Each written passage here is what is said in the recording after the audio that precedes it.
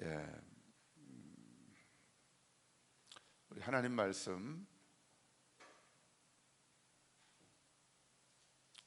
로마서 11장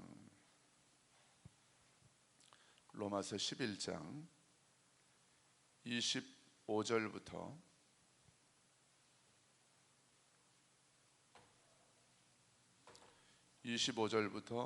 29절까지의 말씀을 우리 다 같이 일어나셔서 한 목소리로 봉독하겠습니다.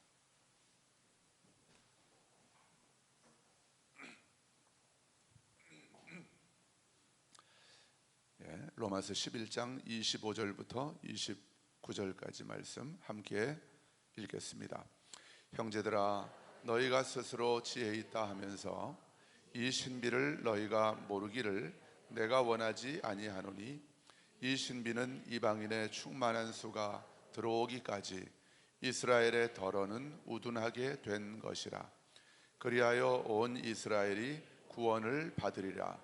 기록된 바 구원자가 시온에서 오사 야곱에게서 경건하지 않은 것을 돌이키시겠고, 내가 그들의 죄를 없이 할 때에 그들에게 이루어질 내 언약이 이것이라 함과 같으니라. 복음으로 하면 그들이 너희로 말미암아 원수된 자요, 택하심으로 하면 조상들로 말미암아 사랑을 입은 자라. 하나님의 은사와 부르심에는 후회하심이 없느니라. 아멘. 자리에 앉으십시오. 자, 우리 믿음으로 선포하십시다.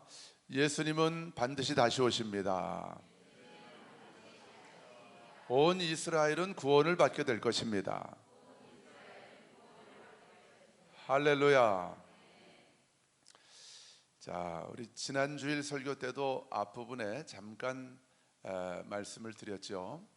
지금은 성경의 달력으로 하면 가을 절기에 해당이 됩니다. 우리 교인들은 잘 아시죠? 영상을 아마 처음 보시는 분들은 또 모르시는 분들도 있을 거예요. 성경에는 7절기가 나오죠. 성경에 나오는 7절기. 그 절기는 유대인의 절기가 아닙니다. 하나님의 절기, 여호와의 절기라고 말씀을 하고 있습니다. 우리는 그 절기를 율법적으로 지키지 않습니다. 복음적으로 이 절기를 우리는 기억하고, 골로새서 2장 17절 말씀을 보면 안식일도 절기도 먹고 마시는 것도 다 장래일의 그림자라고 말하고 있어요. 장래에 실체가 있다는 거죠. 장래에 이루어질 실체가 있고 그것들의 그림자가 절기다, 그렇게 말하고 있습니다. 그러면서 절기도 안식일도 무엇을 먹고 마시고 무엇을 안 먹고 안 마시고 하는 것도 다 그림자일 뿐이고, 몸은 그리스도의 것이니라 그랬어요. 그 실체는 예수 그리스도시라는 거죠. 그 절기를 율법적으로 지키면서 그걸 자랑할 필요가 없는 겁니다. 우리는 이 절기를 기억하면서 이것이 여호와의 절기이기 때문에 기억하는 거예요. 여호와의 절기라는 것은 하나님의 시간표라는 것이죠. 하나님은 이 시간표대로 일해 오셨고 이 시간표대로 일하실 것이기 때문에 우리가 이 하나님의 시간표를 기다리는 거예요. 우린 이 세상 나라에 속한 자들이 아니기 때문에 세상의 시간표에 매여서 묶여서 살아가는 자들이 아닌 거예요. 우린 하나님의 시간표 안에서 하나님과 함께 내 안에 계신 예수 그리스도와 함께 믿음으로 걷는 자들이 그리스도 안에서 새로운 피조물이 된 저와 여러분인 줄 믿습니다. 그래서 봄절기는 4개가 있죠. 한번 해볼까요? 유월절, 무교절, 초실절, 오순절. 예수님이 처음 오셨을 때 이 4절기는 성취가 됐습니다. 유월절에 십자가에서 죽으셨고, 무교절에 무덤에 장사 지내셔서 무교병은 누룩이 없다는 거죠. 누룩은 죄를 말하고 우리의 모든 죄를 지시고 무덤에 장사 지내심으로 우리를 무교병 되게 하신 거예요. 하나님의 의가 되게 해 주신 것입니다. 초실절에 예수님은 부활하셨습니다. 부활하시고 40일 만에 아버지께서 약속하신 성령을 그 오순절에, 부활하신 지 40일이 오순절이거든요. 오순절에 약속하신 성령을 마가의 다락방에 모여서 전심으로 기도하고 있던 그 120명의 성도들에게 성령을 부어 주셨습니다. 그 동일한 성령을 저와 여러분에게도 부어 주셨습니다. 그래서 이 봄절기는 예수님의 초림, 처음 오심과 함께 성취된 거죠. 더 이상 이 봄절기는 우리에게서 성취될 필요가 없는 거예요. 그러나 아직 예수님을 모르는 자들에게는 봄절기가 그들에게는 성취가 안 된 것이죠. 그들에게도 성취가 돼야 하는 것이죠. 아직 예수님을 모르는 이스라엘 백성들에게도 그 봄절기가 성취가 될 것이고 반드시 주님께서 그것을 되게 하실 것입니다. 가을절기는 나팔절, 대속죄일, 초막절이 있습니다. 그래서 나팔절은 이스라엘 달력으로, 성경의 달력으로 7월 1일이죠. 그래서 지난주일 예배를 저희들은 나팔절 예배로 드렸습니다. 우린 다시 말씀드리지만 율법적으로 이 절기를 지키는 게 아니에요.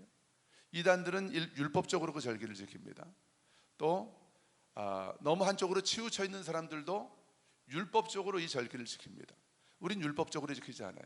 은혜로 이 절기를 지키는 것입니다. 복음의 관점으로 이 절기를 기억하는 것입니다. 하나님의 시간표이기 때문에. 근데 오늘 저희들은 대속죄일 예배로 드립니다.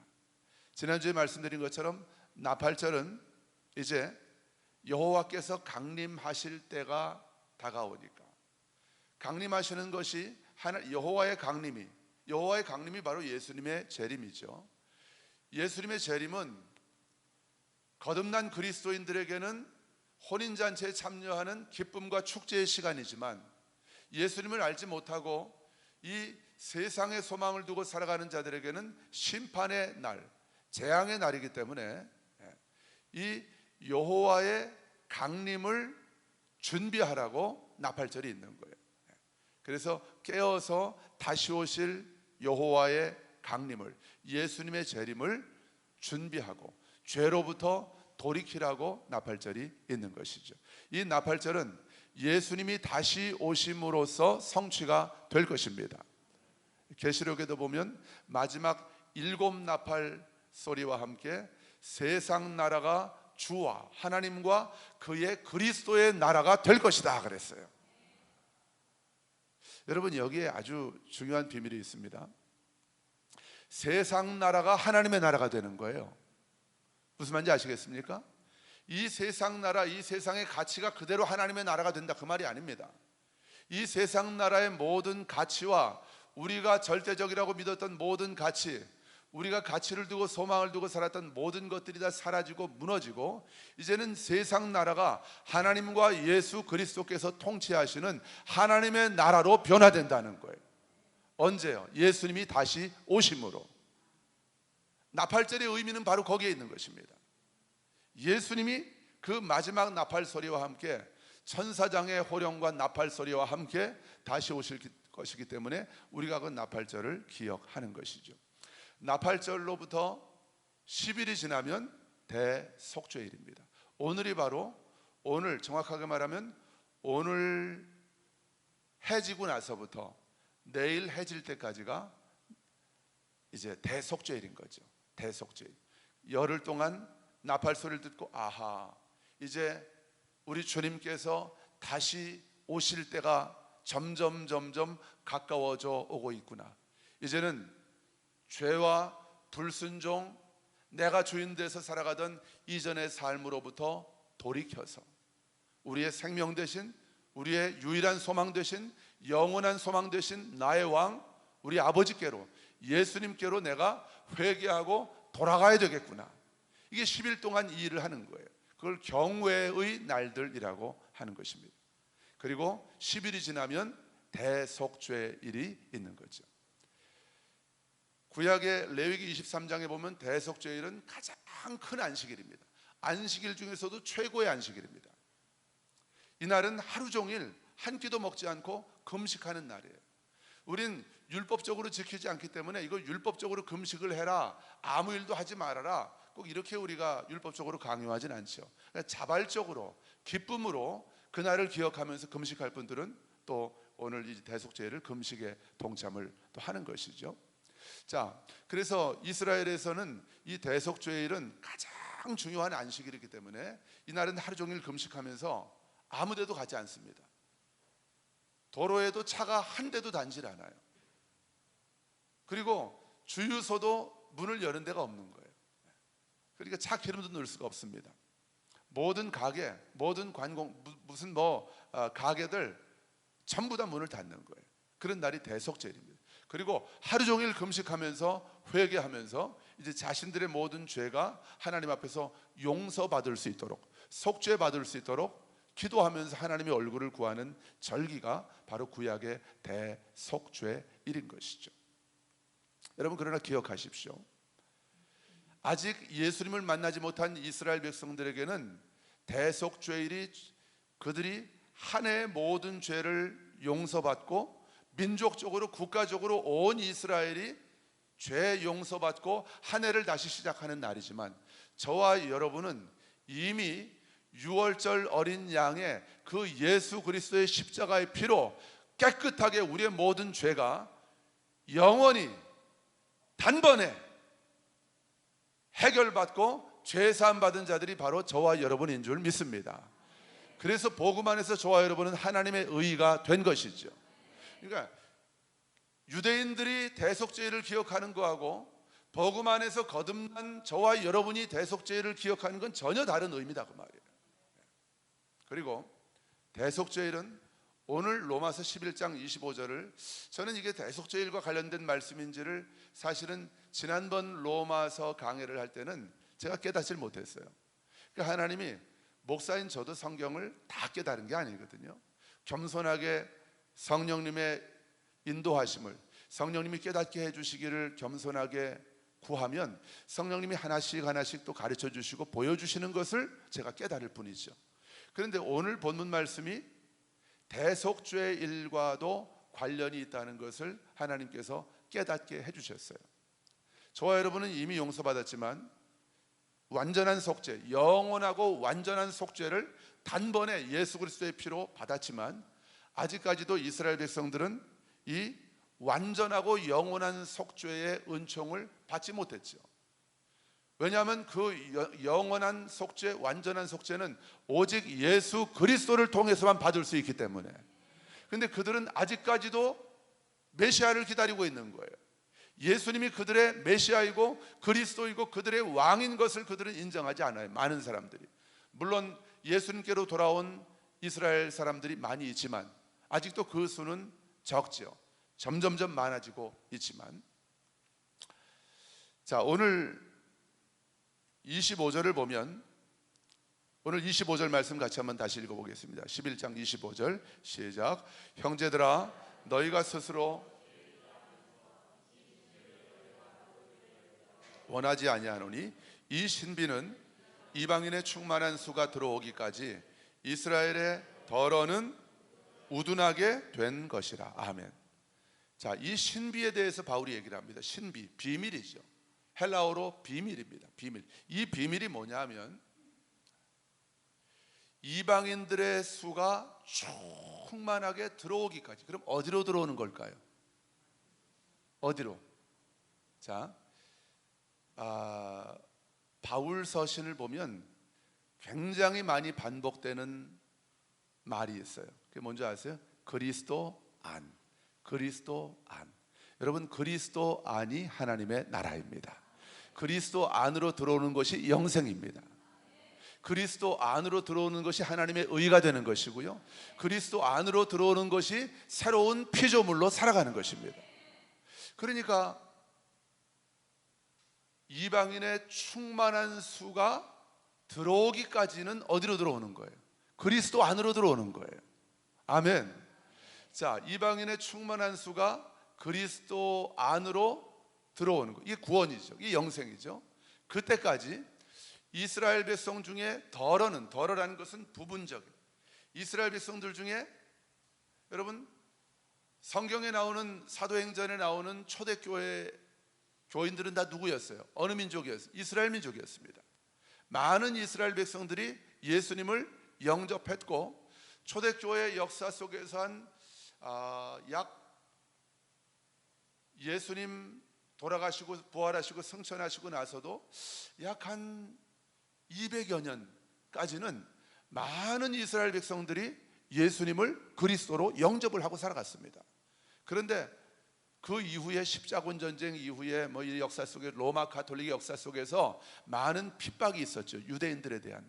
그래서 이 사람들이 십자가라고 하면은 십자군 전쟁 때문에 십자가 깃발을 들고 이스라엘에 들어와서 성지 예루살렘을 탈환한다는 그런 명분으로 많은 유대인들을 강간하고 죽이고 아주 살육을 했거든요. 십자가라고 하면 이를 가는 거예요, 유대인들이. 그때부터 많은 유대인들이 예수님을, 십자가를 거절하기 시작한 거예요. 그런데 오늘 바울이 그걸 예언을 하고 있는 것입니다. 아직 십자군 전쟁이 있기도 전에, 예루살렘이 멸망하기도 전에 바울이 지금 예언을 하고 있는 거예요. 하나님의 계시를 통해서 예언하는 것이죠. 이방인의 충만한 수가 예수 그리스도 안으로 들어오기까지 이스라엘 사람들 중에 많은 사람들이 더러가 우둔하게 될 것이다. 우둔하게 된다는 것은 이거 지혜가 없다 이런 뜻이 아닙니다. 헬라어의 원어는 마음이 굳는다는 거예요. 마음이 완고해진다는 거예요. 완악해진다는 거예요. 누구에 대해서? 예수 그리스도에 대해서. 예수님이 자기들의 왕이거든요. 예수님이 성경에 보면 이스라엘의 왕으로 예수님이 오셨다고 하는 말씀이 여러 군데 나옵니다. 이스라엘의 왕으로 하나님이 자기들에게 주셨는데 그들의 마음이 완악해지고 굳어지고 완고해져서 자기들의 왕을, 메시아를, 생명 되신 예수님을 받아들이지 않았던 거예요. 이게 우둔해지는 거죠. 완악해지는 거죠. 그런데 하나님이 그렇게 하셨다는 거예요. 하나님의 섭리 가운데 그렇게 되게 하셨다는 거예요. 왜요? 이방인들의 충만한 수가 예수님께로 들어오게 하시기 위해서 그랬다는 거예요.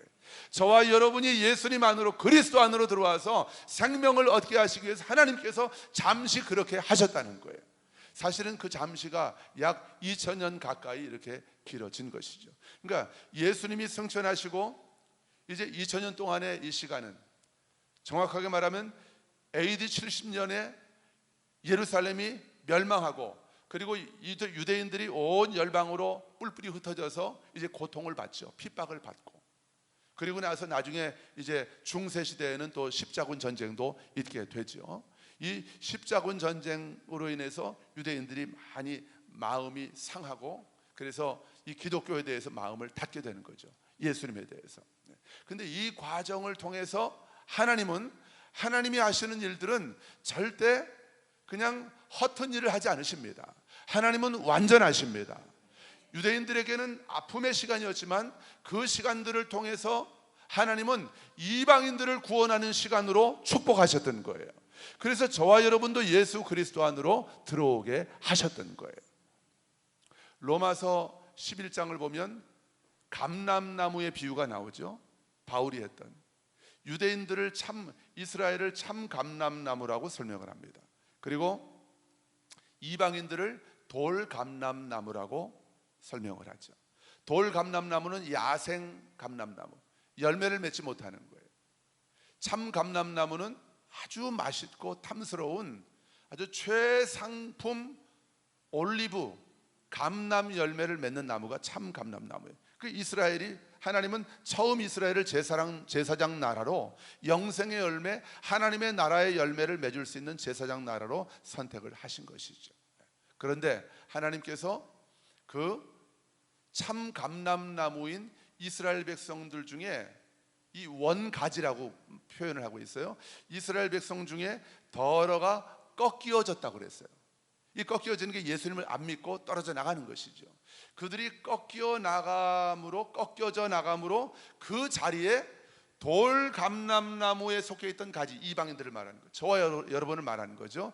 돌감람나무에 속해 있던 그 이방인들, 그 가지가 이스라엘 백성들이 예수님을 믿지 않아서 잘라져 나간 그 자리에 접붙여짐을 받아서 우리가 그 생명의 열매를 얻게 되었다고 사도 바울을 통해서 하나님은 우리에게 말씀해 주고 계시는 거예요. 이게 하나님의 섭리라는 거예요. 그 원가지 이스라엘 백성 참감람나무 가지가 꺾여져 나가고 잘려져 나감으로 그 자리에 우리가 그 생명으로 접붙여짐을 받게 된 것이죠. 예수 그리스도의 그 생명 안으로 저와 여러분이 들어가게 된 것이다 그 말입니다. 자, 26절을 보세요. 26절, 25절 뒷부분에 우리가 읽었죠. 이방인의 충만한 수가 들어오기까지 이스라엘의 덜어는 우둔하게 마음이 굳어지고 완고하게 된 것이다. 이게 하나님의 섭리라는 거죠. 자, 26절 놀라운 말씀이 있습니다. 26절 같이 선포하겠습니다. 시작. 그리하여 온 이스라엘이 구원을 받으리라. 기록된 바 구원자가 시온에서 오사 야곱에게서 경건하지 않은 것을 돌이키시겠고. 자, 이방인의 충만한 수가 예수 그리스도 안으로 들어오고 나면, 자, 그때까지는 이스라엘 백성들 중에 덜어는 마음이 굳어지고 완고해진다고 그랬죠. 그러면 이방인들의 충만한 수가 하나님이 작정하신, 하나님이 정하신 그 충만한 수가 들어오면, 다시 말하면 예수님에 대해서 듣지 못해서, 십자가에 대해서 듣지 못해서 죽어가는 이방인들이 없게 되는 그런 때가 된다면, 그런 때가 되면 그리하여 온 이스라엘이 구원을 받으리라. 할렐루야. 온 이스라엘을 하나님이 구원하신대요. 이 하나님의 약속입니다. 어떤 분들은 이스라엘의 구원과 회복에 대해서 말을 하면 아주 마음이 불편해지는 분들이 많이 있습니다.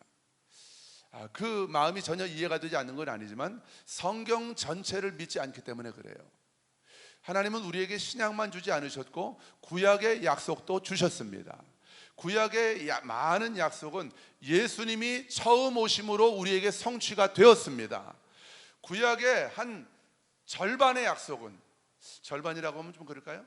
구약의 마지막의 약속은 예수님이 다시 오심으로 완전하게 성취가 될 것입니다. 그것은 온 이스라엘이 구원을 받게 된다고 하는 오늘 이 말씀이, 바울을 통해서 주시는 신약의 말씀이 우리에게 입증을 해주고 있는 거예요. 하나님의 큰 구원의 그림은 먼저 예수 그리스도를 이스라엘 땅에 나게 하시는 거예요. 그분을 거기서 자라게 하시고, 이스라엘 땅에서 십자가에서 죽게 하시고, 이스라엘 땅에서 예루살렘에서 십자가에 못 박혀 죽게 하시고, 거기서 부활하게 하시고, 예루살렘에서 부활하게 하시고, 예루살렘에서 승천하게 하시는 거예요. 그리고 나서 예수님이 양육하신, 복음으로 양육하신 이 12 제자들이 온 세계 열방을 다니면서 생명을 걸고 복음을 전함으로 이방인들의 충만한 수가 그리스도 안으로 들어오게 하신 거예요. 먼저는 이스라엘, 그 다음에는 이방인들의 충만한 수, 그 다음에 마지막 완성은, 하나님이 마지막 완성, 도장을 꽉 찍으시는 거예요. 나의 온 세계 열방을 향한 나의 구원 계획은 완성되었다. 이 도장을 어떻게 찍으시냐? 예수님의 재림을 통해서 찍으시는 것이다 그 말입니다. 그리고 나서 자, 26절을 보니까 온 이스라엘이 구원을 받는데요. 어떻게 구원을 받습니까? 여러분, 오늘 말씀 굉장히 중요합니다. 제가 이런 설교를 매주 할 수 없잖아요. 오늘 대속죄일이니까 제가 하는 것이죠. 여러분 좀 정신을 바짝 차리고 영으로 깨어서 이 말씀을 받으시면 좋겠어요. 온 이스라엘이 구원을 받는데 하나님이 온 이스라엘을 구원하시는 이 과정, 방법이 뭐냐? 어떤 과정으로 구원하시느냐? 이게 이제 26절 이하의 말씀이에요. 자, 보십시다. 26절 보세요. 기록된 바, 이거 이사야 59장에 9장 20절 21절의 말씀을 지금 인용하고 있는 거거든요. 사도 바울이. 자, 기록된 바, 이게 이사야 59장 20절 말씀이에요. 구원자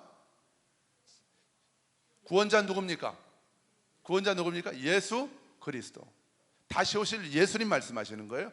구원자가 어디에서 오셔요? 시온에서 오사. 여긴 바울이 조금 말을 바꿔놨는데 시온에, 예루살렘에서 오셔서 야곱에게서, 야곱은 사람을 말합니까? 이스라엘 민족을 말합니까? 이스라엘 민족을 말합니다. 이 문맥에선 야곱이 사람을 가리킬 때도 있지만 이 문맥에선 이스라엘을 말합니다.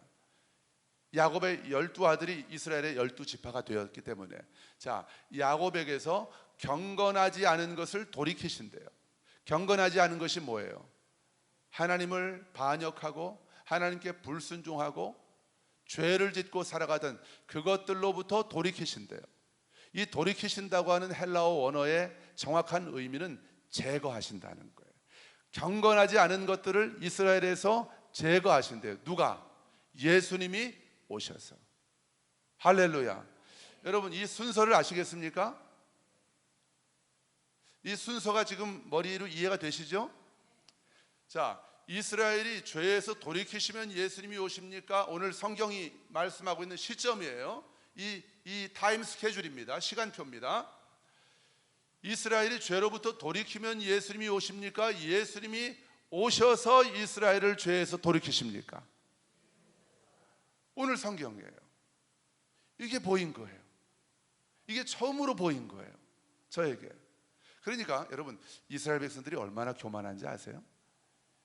유대인들 엄청납니다. 여러분, 유대인들이 지금 전 세계를 지금 이렇게 움직이고 있어요.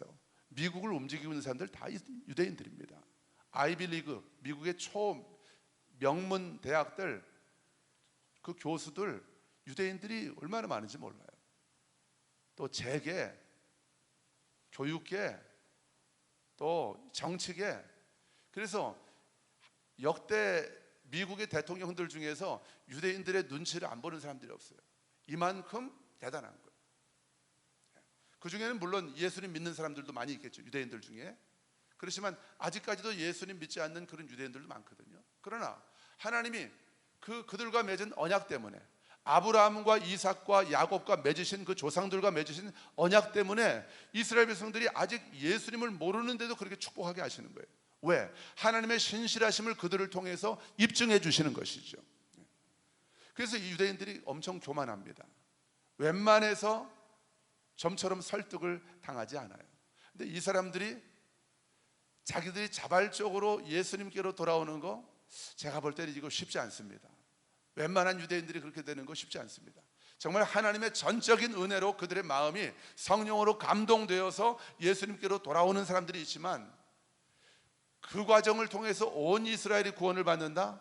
저는 그건 불가능하다고 보는 거죠. 근데 이 말씀을 묵상하다가, 로마서 말씀을 묵상하다가 대속죄를 이 설교 본문으로 하나님 어떤 말씀을 설교를 할까요? 이렇게 기도할 때 하나님이 이 말씀을 주시는 거예요. 이 말씀이 떠오르는 거예요. 온 이스라엘이 구원을 받는다고 하는 그 말씀.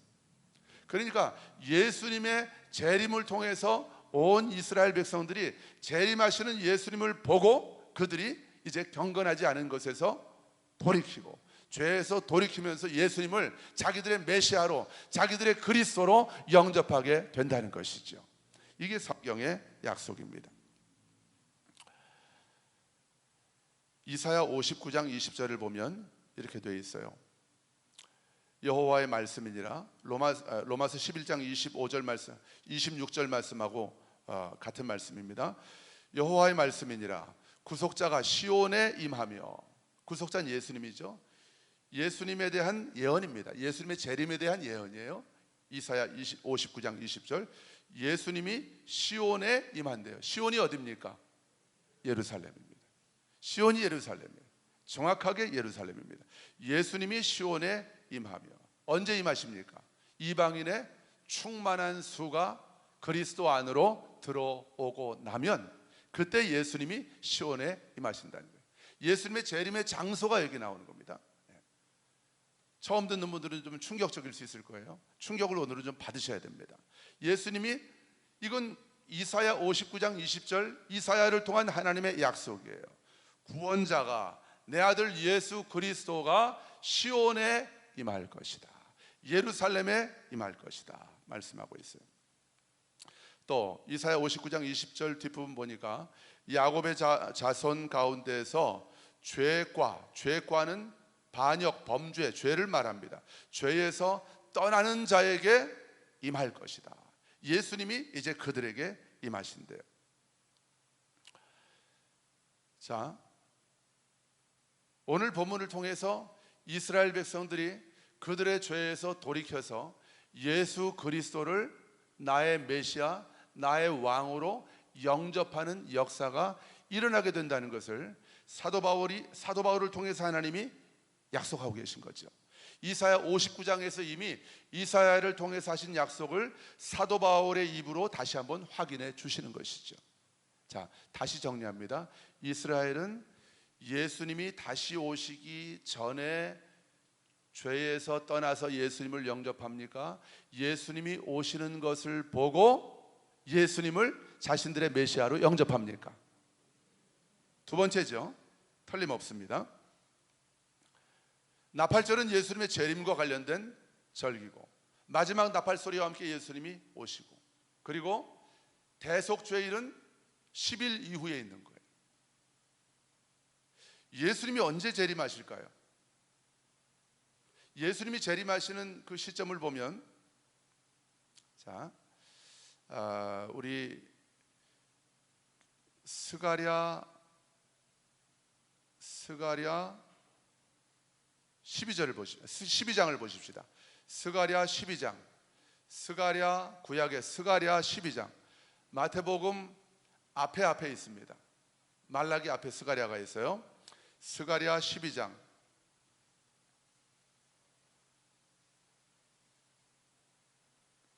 스가랴 12장 2절을 보십시다. 2절. 예, 같이 읽겠습니다. 앞에 있네요. 시작. 보라, 내가 예루살렘으로 그 사면 모든 민족에게 취하게 하는 잔이 되게 할 것이라. 예루살렘이 어떻게 된다고요? 에워싸입니다. 모든 민족에게 에워싸이는 때, 마지막 때에 이런 일이 있을 것이라고 성경은 예언하고 있습니다. 자, 3절. 그날에는 내가 예루살렘을 모든 민족에게, 그것을 드는 모든 자는 크게 상할 것이라. 천하 만국이 그것을 치려고 모일. 자, 천하 만국이, 그것이 뭐예요? 예루살렘을 치려고 모인대요.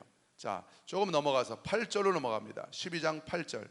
스가랴서 12장 8절. 그날에 여호와가, 자, 천하 만국이 예루살렘을 치려고 모여들었어요. 포위를 당했습니다. 예루살렘이 이제 멸망하기 직전의 상황입니다. 이거는 구약에 일어났던 이 사건이 아니라 예수님의 재림을 예언하고 있는 말씀이거든요. 마지막 때에 예루살렘 주변을 온 열국의 그 군대들이 에워쌀 것을 예언하고 있는 거예요. 근데 그날에 예루살렘이 온 열방의 포위를 당해서 이제는 멸망하기 직전에 그 바람 앞에 등불과 같은 그 절체절명의 위기 가운데 여호와께서 예루살렘 주민을 보호하시겠대요. 할렐루야. 자, 그 뒤에 또 읽어보겠습니다. 그 중에, 시작. 그 중에 약한 자가, 예, 하나님이 예루살렘을 얼마나 보호하시는지, 약한 자는 다윗 같겠고 다윗의 족속은 하나님 같고 무리 앞에 있는 여호와의 사자, 천사들 같을 거래요. 하나님이 그들을 보호하실 때 하나님의 초자연적인 보호하심과 하나님의 초자연적인 그런 구원의 역사가 여기 나와 있는 것이죠. 자, 9절을 또 보세요. 9절 시작. 예루살렘을 치러 오는 이방 나라들을 그날에 내가 멸하기를. 자, 하나님이 멸하신대요. 예루살렘을 치려고 몰려온 그 이방 나라들을 그날에 하나님께서 멸하시겠대요. 이 예수님의 재림의 시점을 말하고 있는 거거든요. 자, 10절 보십시다. 10절. 이게 정확하게 예수님의 재림을 예언하고 있어요. 10절 천천히. 내가 다윗의 집과 예루살렘 주민에게 은총과 간구하는 주리니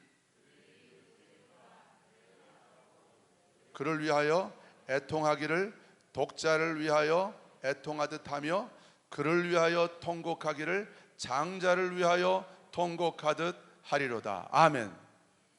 하나님께서 예루살렘 주민들에게, 그 다윗의 후손들에게 하나님께서 은총을 주시고, 은총은 히브리어로 호의입니다. 호의라는 것은 내가 받을 자격이 없는데, 내가 한 게 없는데 내가 이 선물을 받을 대가를 지불할 능력도 없는데 나에게 베풀어지는, 값없이 베풀어지는 선물을 호의라고 말합니다. 그게 은총이죠. 자격 없는 자에게 값없이 베풀어 주시는 선물. 여러분, 이스라엘 백성들이 회개하고 예수 그리스도를 나의 구주로 영접했다고 한다면 당연히 이런 은총이 베풀어져야 되죠. 그런데 아직까지도 이스라엘 백성들은 예수님이 나의 왕인 것도 몰라요. 나의 메시아인 줄도 모릅니다. 그런데 하나님의 약속대로 예루살렘이, 이 스가랴서의 약속대로 예루살렘이 온 이방 나라들에게 포위를 당했어요. 이제는 이 국가적인 운명이 나무 끝에 달렸어요. 곧 망하게 생겼습니다. 근데 예수님이 오시는 거예요. 정확하게 말하고 있잖아요. 그들이, 예루살렘 백성들이, 이스라엘이 그들이 찌른 바 그를 바라본대요. 누구를 말하는 겁니까? 어렵습니까? 누구를 말하는 겁니까? 예수 그리스도, 그분을 바라본대요. 그리고 그분을 바라보고 그를 위해서 애통한대요. 물론 예수님이 재림하실 때 살아있는 이스라엘 백성들, 그들이 예수님을 죽인 건 아니죠. 그들의 조상들이 죽였죠. 빌라도가 예수님을 놓아주려고 할 때에 이스라엘 백성들이 뭐라고 했는지 아세요? 이 피를 나와 우리 후손들에게 돌려도 됩니다. 이렇게 이스라엘 백성들이 얘기를 한 거예요. 근데 자기들의 조상들이 십자가에서 못 박아 죽인 그 예수님이 다시 오시는 거예요. 자기들을 구원하시기 위해서, 자기들을 그 멸망 직전의 위기에서 건져주시기 위해서 예수님이 다시 오시는 거예요. 예루살렘으로. 그래서 그들의 조상들이 찔러서 죽게 했던 그 예수님을 바라보고 이들이 통곡을 하는 것입니다. 우리 하나님께서 우리에게 왕으로 주셨고 우리의 약속하신 메시아로 주셨던 예수님을 우리가 영적으로 무지해서, 우리의 눈에 비늘이 덮여서, 우리의 얼굴이 수건으로 덮여져서 우리가 예수님을 몰라보고 그분을, 우리의 생명 되신 예수님을 십자가에 못 박아 죽게 했구나. 이걸 깨닫고 그들이 통곡을 하고 회개하는 거예요. 이런 역사가 일어나게 되는 것입니다. 그들의 통곡을 통해서 이제 대속죄 일의 은혜가 온 이스라엘에게 부어지게 되는 거예요. 대속죄 일은 개인의 회개의 의미가 있는 게 아니거든요. 구약의 대속죄 일은 이스라엘의 전 민족적인 회개와 그것을 통한 죄사함, 속죄를 약속하는 절기가 대속죄일이거든요. 여러분 보세요. 유월절, 무교절, 초실절, 오순절, 이게 정확하게 하나님의 절기에 예수님이 이 땅에 오셔서 십자가, 무덤, 부활, 성령 강림을 통해서 정확하게 성취가 됐잖아요. 7절기 중에서 4개가 정확한 하나님의 시간에 성취가 됐습니다. 그렇다고 한다면 예수님의 재림과 함께 성취될 가을절기도 제가 믿기론 성령의 감동을 통해서 성경을 오랫동안 저는 이 주제를 가지고 한 5년 이상을 계속해서 성경을 묵상하고 또 기도하면서 성령님 깨닫게 해주세요. 도대체 이 대속죄일이 무슨 의미가 있습니까? 우리에게. 우린 이미 유월절을 통해서 용서받았는데, 초실절 부활의 영광에 참여해서 부활의 생명으로 살아가는데, 내가 주님의 신부가 되었고 하나님의 자녀가 되었고 하나님 나라 전국 백성이 되었다고 하는 우리 기업의 보증으로 성령을 받았는데, 나팔절은 예수님의 재림인 거 내가 알겠는데, 초막절은 천년왕국에서 예수님이 왕이 되셔서 온 세상 나라가 하나님과 그리스도의 나라가 된다는 건 내가 알겠는데, 하나님 그 대속죄는 뭡니까? 제가 계속해서 5년 동안 씨름을 했어요. 대속죄를 통해서 도대체 그것이 우리에게 어떤 의미가 있습니까? 여러분, 엄밀히 말하면 대속죄일은 저와 여러분을 위한 절기가 아닌 거예요. 저와 여러분은 이미 유월절을 통해서 완전히 영원히 죄사함 받았습니다. 대속죄일은 어느 민족의 속죄를 위한 것입니까? 이스라엘. 하나님의 언약이 성취되고 이방인의 충만한 수가 차면은 온 이스라엘이 구원을 받게 된다고 하는 이 하나님의 신실하신 언약의 말씀이 성취되기 위한 하나님의 완전한 비밀 가운데 성취되는 절기가 바로 대속죄일인 것입니다. 그럼 여러분, 우린 대속죄일 절기를 통해서 우리에게는 어떤 의미가 있습니까? 여러분 보십시오. 이스라엘이 하나님의 섭리 가운데 예수 그리스도를 거절했기 때문에 저와 여러분의 구원의 자리가 만들어진 거예요. 사실은 처음 하나님이 이스라엘을 택하실 때는 물론 하나님의 큰 그림 가운데는 온 열방, 온 이방인들이 구원받는 그 그림, 큰 그림이 하나님에게 있지요. 그러나 하나님께서 구약 창세기와 또 출애굽기와 신명기, 레위기 이런 말씀들을 통해서 주신 언약에 의하면 구원은 처음에는 이스라엘의 것이었습니다. 우리의 것이 아니었던 거예요. 그런데 그들이 예수 그리스도를 거절함으로 저와 여러분이 그 예수 그리스도께로 접붙여질 수 있는 영적인 자격이, 영적인 하나님의 허락이 우리에게 주어지게 된 것이라고 바울은 설명하고 있는 것이죠. 그래서 이제는 하나님께서 온 이방인들의 충만한 수가 차고 나면, 그들이 예수님 안으로 돌아오고 나면 온 이스라엘이 구원을 받게 된다고 약속을 하고 계신 것이고, 이 대속죄일의 언약은 온 이스라엘이 죄사함 받고 예수님께로 돌아오게 되는 이 하나님의 약속은 반드시 성취될 것입니다. 예수님의 재림을 통해서. 아멘. 아멘.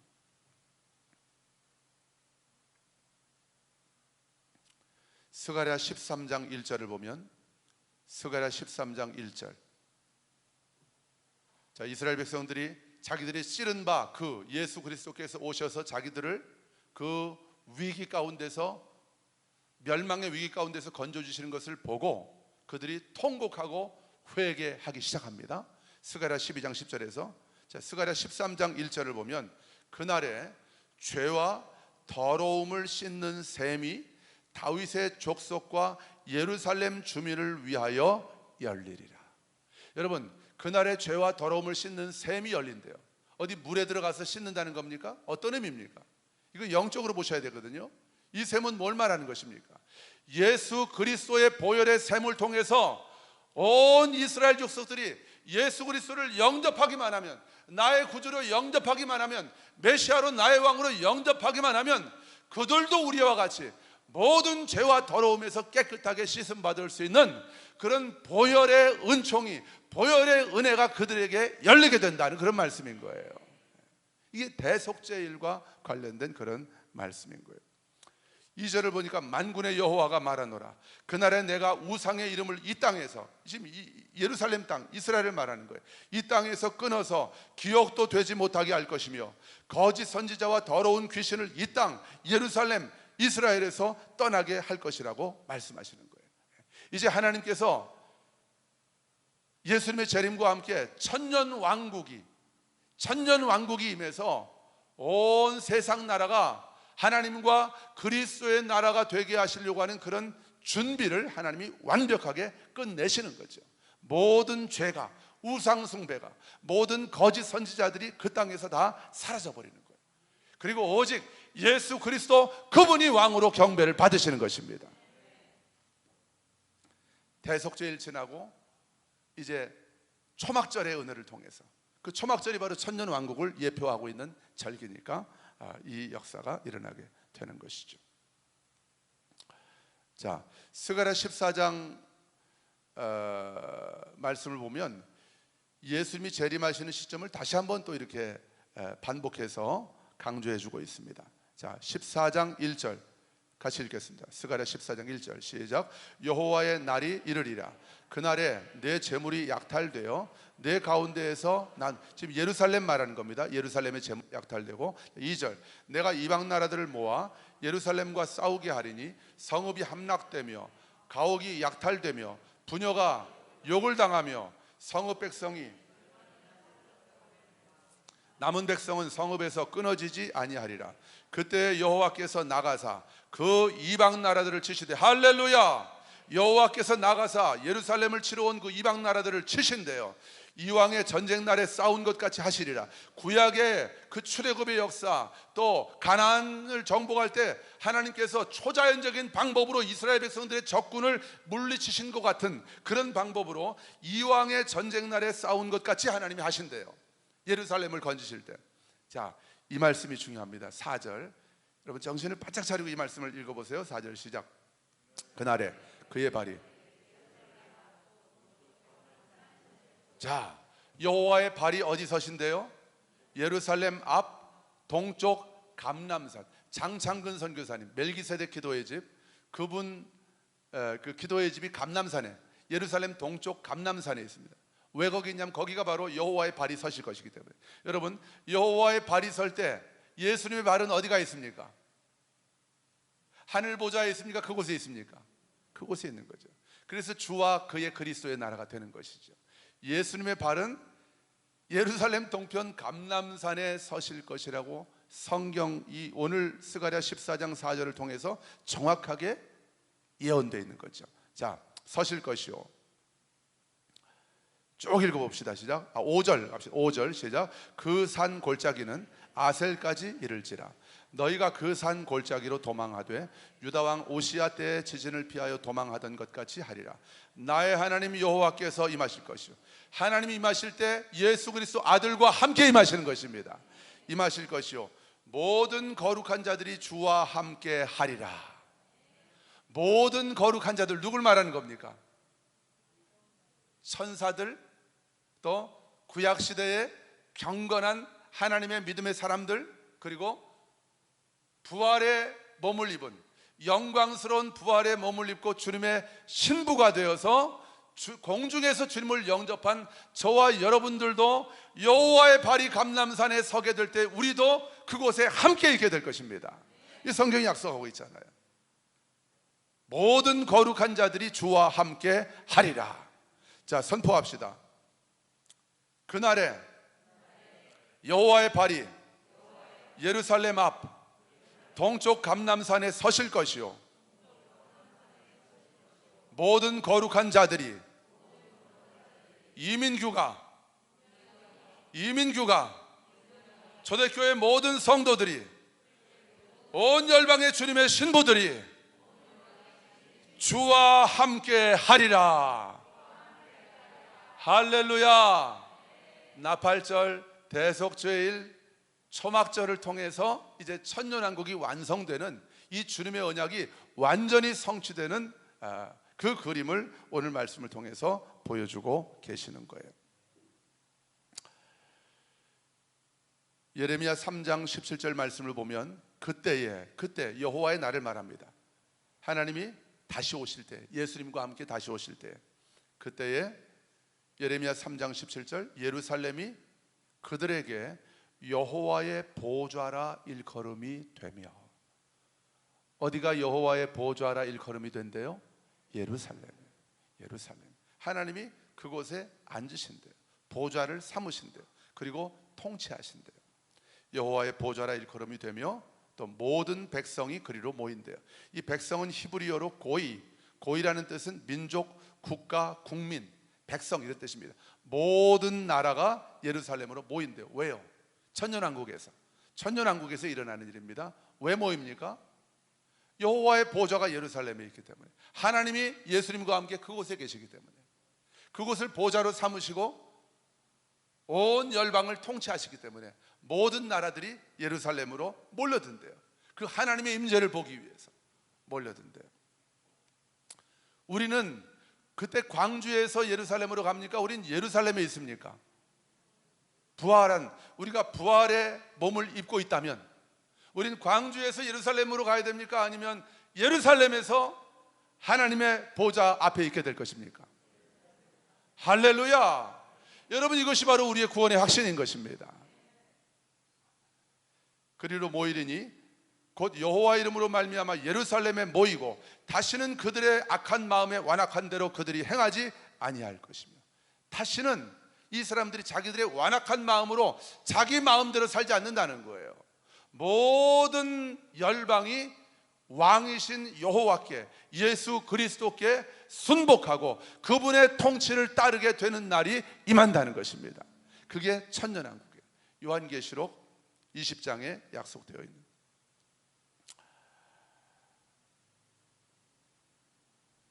시편 132편 13절 14절 말씀을 보면 여호와께서 시온을 택하시고 예루살렘을 택하시고 자기 거처를 삼고자 하여 이르시기를, 이는 시온은, 예루살렘은 내가 영원히 쉴 곳이라. 내가 여기 거주할 것은 이를 원하였음이로다. 이렇게 말씀하고 계시는 거예요. 하나님이 원하시는 거예요. 하나님이 갈망하시는 거예요. 예루살렘이 영원한 하나님의 보좌, 처소, 거처가 되는 것을 우리보다 하나님이 더 원하시는 거예요. 사실 이걸 원하는 그리스도인들이 별로 많지가 않습니다. 왜냐하면 이 성경을 다 믿지 않기 때문에. 내가 예수님의 십자가 보혈로 죄사함 받고 부활의 생명으로 살아가는 것까지는 믿는데 나머지 예수님의 재림을 통해서 성취될 언약에 대해서는 완전히 믿지 않기 때문에 예루살렘이 하나님의 처소가 되게 하는 것을 위해서 기도하지 않아요. 시편 130 몇 편을 보면은 예루살렘의 평안을 위하여 구하라 이렇게 기도하고 있잖아요. 예루살렘의 평안이 뭐예요? 여호와께서 예루살렘을 보좌 삼으시고 거기에 앉으셔서 통치하시는 것입니다. 그게 예루살렘의 평안이에요. 이것을 위해서 기도하는 거예요. 여러분, 예루살렘이 AD 70년에 멸망한 이후로 한 번도 예루살렘이 이스라엘 땅이 된 적이 없어요. 그런데 1948년도에 이스라엘이 독립을 하죠. 그리고 많은 이제 이스라엘 사람들이 고국 땅으로 돌아오게 되죠. 그리고 여러 번의 전쟁이 있었습니다. 아랍 동맹국들하고. 1967년에 드디어 동예루살렘, 이 동예루살렘이 바로 이 성전이 있는 곳이에요. 성전이 있는 곳이 동예루살렘. 이 동예루살렘 땅을 드디어 탈환을 합니다. 근데 온 열방이, 강대국들이 이걸 아주 질색을 하는 거예요. 전쟁이 일어날까 봐. 그래서 다시 또 돌려줍니다. 이스라엘에서 어쩔 수 없이 돌려줍니다. 여러분, 무슨 얘기냐면 그게 그 역사가 예루살렘이 AD 70년에 망한 이후로 거의 2000년 가까이 예루살렘이 하나님의 거처가 되지 못하도록, 지금 그 동예루살렘에 이슬람 사원이 떡하니 자리를 잡고 있는 거죠. 누가 이렇게 한 것일까요? 누가? 사단이.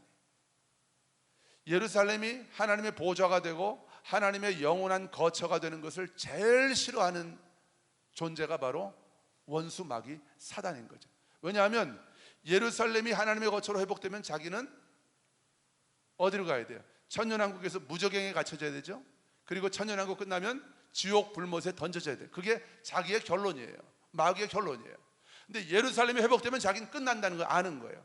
그러니까 죽을 힘을 다해가지고 예루살렘이 하나님의 언약을 성취하지 못하도록, 하나님의 거처가 되지 못하도록 방해하는 것이죠. 말씀을 정리합니다. 그게 대속죄의 일의 의미인 것입니다. 저와 여러분은 이미 완전하고 영원한 속죄를 받았지만 이스라엘 백성들이 재림하신 예수님을 바라보고 예수님을 자신들의 메시아로, 왕으로 인정하는 것을 통해서 완전하고 영원한 속죄가 그들에게도 임하게 될 것입니다. 예수 그리스도께서 그들에게 성령을 부어 주실 것입니다. 은총과 간구하는 심령을 그들에게 부어준다고 스가랴 12장에 약속이 되어 있기 때문에. 그리고 우리 주님은 천년왕국에서 또 새 예루살렘에서 영원토록 왕으로 통치하실 것입니다. 부활의 영광에 참여한 저와 여러분은 주님과 함께 천년 동안 왕노릇할 것이라고 요한계시록 20장은 정확하게 예언하고 있습니다. 또 새 예루살렘에서 세세토록 예수님과 함께 왕노릇하게 될 것이라고 성경은 정확하게 예언하고 있습니다. 그것이 저와 여러분의 결론인 것입니다. 이 결론을 향해서 우리는 한 걸음 한 걸음 믿음으로 나아가고 있는 거예요. 그래서 우리에게 복음이 필요한 것입니다. 복음이 아니면 우린 이런 역사를 꿈도 못 꾸는 거예요. 이런 은혜를 꿈도 꿀 수가 없는 거예요. 복음이 아니면 죽어가는 수많은 영혼들을 살릴 수가 없는 거예요. 그들을 우리의 왕 되신 예수 그리스도께로 돌아오게 할 방법이 없는 거예요. 오직 복음인 것입니다. 오직 복음. 그래서 저와 여러분은 오직 복음으로 결론난 하나님의 자녀들, 주님의 신부들이기 때문에 저와 여러분의 결론은 복음이고, 우리는 복음으로만 살아낼 것입니다. 우리가 복음으로 살아갈 때에 복음의 생명과 복음의 능력이 저와 여러분의 삶을 통해서 나타나는 것이 우리에게는 간증이 될 것입니다. 하나님은 그것을 통해서 영광을 받으실 것입니다. 수많은 무리들이 그것을 보게 될 것이고 그들이 주께로 돌아오게 될 것입니다. 할렐루야. 우리 같이 믿음으로 선포하십시다. 자, 선포하십시다. 저를 따라하세요. 일어나세요. 일어나 선포합시다. 하나님, 온 열방과 이스라엘 가운데 주님의 언약을 이루어 주시옵소서. 마라나타, 주 예수여 속히 오시옵소서. 할렐루야. 우리 하나님께 영광의 박수 올려드리십시다. 할렐루야. 마라나타, 주 예수님 속히 오시옵소서. 할렐루야. 우리 찬양하십시다.